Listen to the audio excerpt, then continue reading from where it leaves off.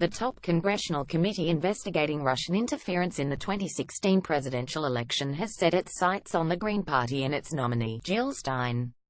Dennis Traynor Jr., who worked for the Stein campaign from January to August of 2015, says Stein contacted him on Friday saying the Senate Intelligence Committee had requested that the campaign comply with the document search. Traynor, who served as the campaign's communications director and acting manager during that time, told BuzzFeed News that he was informed of the committee's request because during his time on the campaign, his personal cell phone was a primary point of contact for those looking to reach Stein or the campaign. That included producers from RT News, the Russian state-funded media company, who booked Stein for several appearances. Traynor said, "Then I was told by Jill just to wait for further instructions," Traynor said, adding that he was told the campaign would contact him in the next week with instructions, presumably from the Senate Intelligence Committee, for executing the document search, including precise search terms. That has not happened yet. Traynor said, when asked Monday what the committee was looking for from the Stein campaign, North Carolina Sen. Richard Burr, the committee's chairman, responded, "Collusion with the Russians." Burr said that the committee is just starting its work investigating two campaigns, but did not elaborate. Stein did not immediately respond to a request for comment.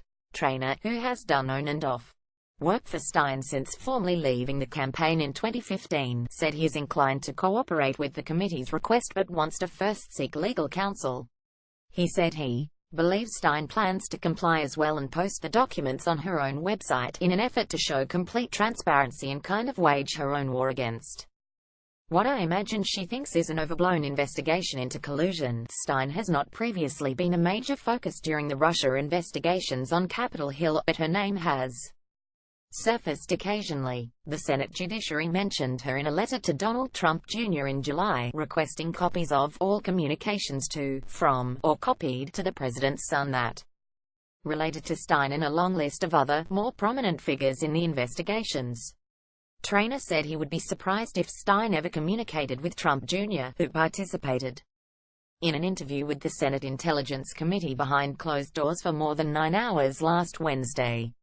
Don Jr. has been incredibly cooperative with the committee, Burr said Thursday. Stein's name has also come up in the context of a 2015 dinner hosted by RT in Moscow. Stein sat at the same table as Russian President Vladimir Putin and Michael Flynn, who served as Donald Trump's first White House national security advisor until he was ousted just 24 days into the job.